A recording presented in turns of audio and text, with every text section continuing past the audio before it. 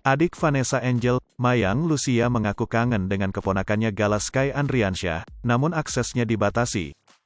Mayang menuturkan terakhir bertemu dengan Gala Sky saat 7 harian meninggalnya Vanessa Angel.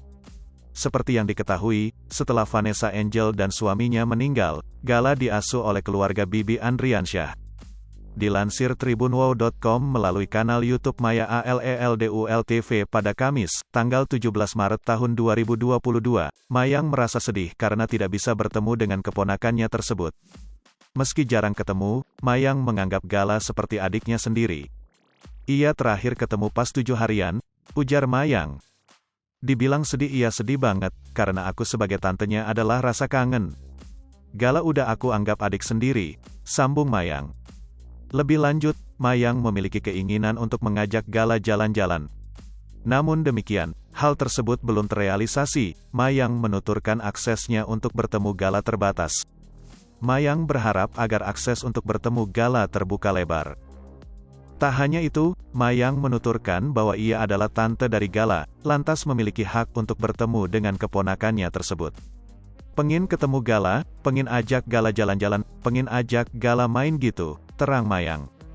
Akses aku buat kesana terbatas banget.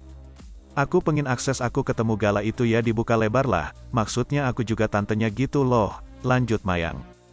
Selain itu, Mayang bercerita ia dan keluarganya pernah mengunjungi kediaman keluarga Bibi Andriansyah untuk mengajak Gala jalan-jalan. Mayang juga memiliki rencana untuk mempertemukan Gala dengan kakeknya. Waktu itu sempat mau ketemu Gala, mau ngajak Gala jalan-jalan ke Ancol, kata Mayang. Sekalian mau ajak Gala ke kakek, lanjutnya. Namun demikian rencana tersebut harus pupus, lantaran Mayang dan keluarganya tidak diberikan izin untuk membawa Gala jalan-jalan oleh ayah Bibi Andriansyah, Faisal. Mayang bercerita pada saat itu, Gala masih tidur. Tapi pada saat di rumah Pak Faisal tidak dapat izin, pungkas Mayang. Karena waktu itu katanya Gala masih tidur, tandasnya.